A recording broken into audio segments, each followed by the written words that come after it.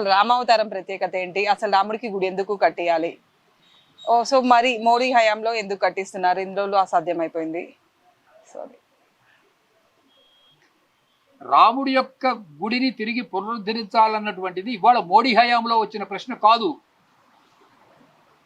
అది గుర్తుపెట్టుకోండి. 500 ఏళ్లుగా ఈ సంగ్రామం జరుగుతూనే ఉంది. 1947కు ముందు కూడా జరిగింది. అదే ఇప్పుడు నేను చెప్పిన చరిత్ర అంతా.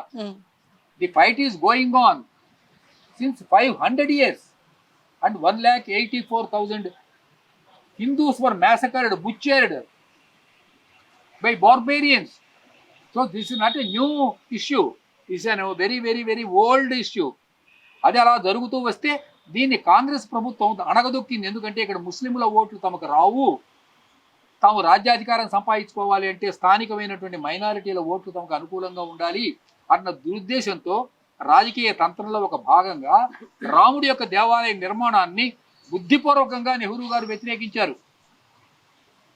కాబట్టి మోడీ ఒక్కడే ఇవాళ అకస్మాత్తుగా కట్టింది కాదు. అంతకుముందు ప్రయత్నాలు జరిగినాయి.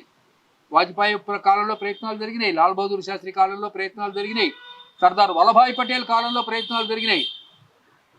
కానీ Nehru garu is a pseudo secularist. ఆయన్ని సెక్యులరిస్ట్ అని పిలవడం మనకు అవమానం, ఈ దేశానికి అవమానం. Is not a patriot. I'm telling you, Nehru or his progeny, they are not patriots. వాళ్ళకి ఏదో రాజ్యాధికారం కావాలి, దీన్ని ఒక వలస దేశంగా, ఒక ఇంపీరియల్ పవర్గా ఈ దేశాన్ని ఉపయోగించుకోవాలి, ఇక్కడ డబ్బును తీసుకెళ్ళి స్విస్ బ్యాంకుల్లో దాచిపెట్టుకోవాలి, ఇదే వాళ్ళ కోరిక. అయితే మన బుద్ధిహీనత ఏమిటంటే వీళ్ళకి జ్ఞానం లేదు.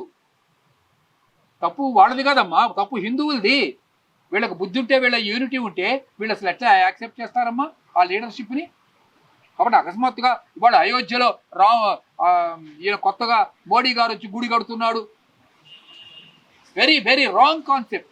ఇది 500 ఏళ్లుగా జరుగుతూనే ఉంది ఈ సంగ్రామం. మోడీ గారు బికాజ్ హీఈస్ ఎ పేట్రియాట్, ఆయన ఈ కోర్టు పోరాటాలలో సుప్రీంకోర్టు అనుకూలంగా తీర్పు ఇచ్చింది కాబట్టి అన్సారీ అనేవాడు కోర్టులో వేశాడు ఈ రామ జన్మభూమి విషయంలో. మళ్ళీ కోర్టులో ఒక 100 సంవత్సరాలు పోరాటం జరిగింది. చిట్ట చివరికి ఆ జన్మభూమి హిందువులకు ఇవ్వడం జరిగింది. ముస్లింలకు వేరే ఇంకో ల్యాండ్ అలాట్ చేశారు అవతల. కాబట్టి ఇప్పుడు ఇతని కాలంలో జరుగుతోంది. దీనికి ఏం ఆక్షేపిస్తున్నారు? రాజకీయ ప్రయోజనం కోసం, ఎన్నికల్లో గెలవడం కోసం మోడీ గారు ఈ గుడి కట్టిస్తున్నాడు అని వీళ్ళు అంటున్నారు. అది కానే కాదు. అతను గుడి మోడీ గారి కాలంలో కట్టడం జరిగింది. కానీ ఈ గుడి యొక్క నిర్మాణం అన్నటువంటిది గత 500 ఏళ్లుగా ఈ ప్రయత్నాలు జరుగుతూనే వచ్చాయి.